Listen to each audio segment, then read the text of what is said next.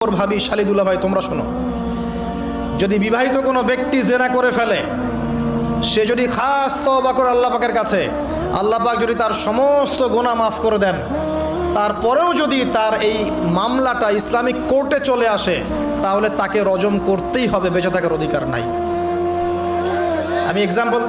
আমি দলিল দিচ্ছি, শোনেন। নবী সাল্লাল্লাহু আলাইহি ওয়াসাল্লামের একজন সাহাবী, মহিলা সাহাবী, তিনি পাপ করে ফেলেছেন। কি করেছেন? জেনা করে ফেলেছেন। বিবাহিত ব্যক্তি ছিলেন। নবীর কাছে এসে বলছেন, ইয়া রাসূলুল্লাহ তাহিরনি, আমাকে পবিত্র করুন, আমি অন্যায় করেছি। নবী সাল্লাল্লাহু আলাইহি ওয়াসাল্লাম বলছেন, মুখ ফিরিয়ে নিচ্ছেন, একবার ডান দিকে মুখ ফিরাচ্ছেন, একবার বাম দিকে মুখ ফিরাচ্ছেন। নবী শুনতে যাচ্ছেন না, কারণ এটা কোর্টে চলে আসলেই বিপদ। নবীজি বলছেন, বাসায় যাও, বাসায় যাও, তওবা করো, আল্লাহর কাছে তওবা করো, আল্লাহ মাফ করে দিবে। বাসায় চলে যাও, বাসায় চলে যাও, তওবা করো, আল্লাহ মাফ করে দিবে।